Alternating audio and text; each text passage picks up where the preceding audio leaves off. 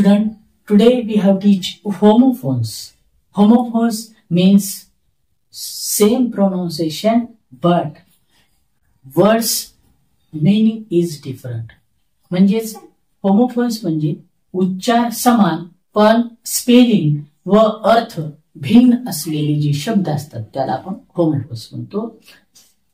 On that topic, some questions are important for examination. परीक्षेसाठी आपल्याला काही जे प्रश्न आहेत ते महत्वाचे येतात आणि या टॉपिकवर एक प्रश्न आपल्याला असतो. अशाच काही सम येणारे जे काही शब्द आहेत, येणारे काही वर्ड्स आहेत होमोफोन्सचे, त्या संदर्भात आपण माहिती घेऊया. Question number first, choose the correct homophones. योग्य अर्थाचा होमोफोन्स निवडा. ए, we reached the picnic spot at 6 in the evening. Option 1, boy. In fourth option, we reached the picnic spot 6 in the evening.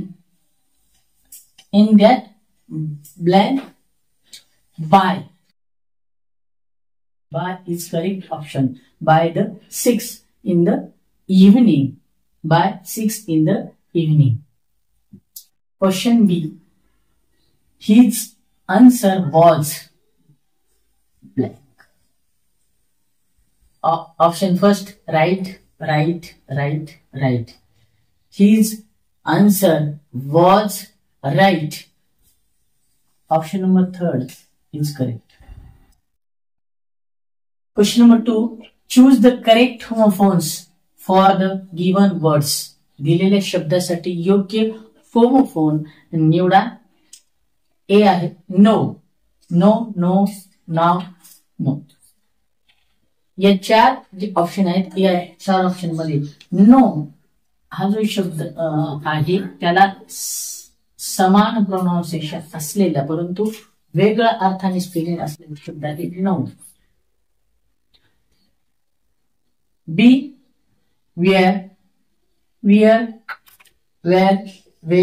wire. या wear साठी option जे 4 आहे त्यामधला wear first आहे या ठिकाणी correct option. Question number 3, choose the wrong pair of homophones. होमोफोन्सची चुकीची जोडी निवडा. या ज्या जोड्या होमोफोन्सच्या दिलेल्या त्यामध्ये चुकीची जोडी कोणती आहे ती आपल्याला निवडेल. First, week. Second, deed. Third, Deere.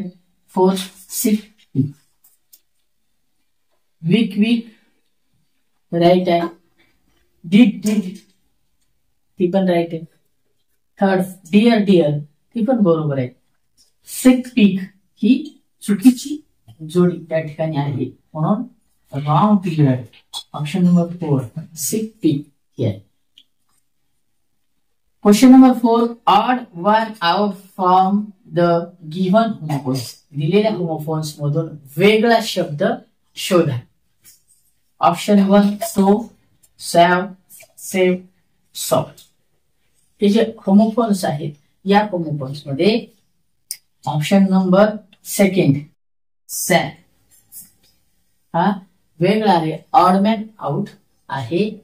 आजच्या या टॉपिक मध्ये आपण होमोफोन्स म्हणजेच उच्चार समान पण स्पेलिंग आणि अर्थ वेगळा असलेले शब्द आणि त्यावर आधारित नमुना प्रश्न या टॉपिक मध्ये आपल्याला दैनंदिन वापरामध्ये येणारे समान उच्चाराचे शब्द पण स्पेलिंग अर्थ वेगळा असतो त्या शब्दांचा सराव आपण करणं गरजेचं असतं.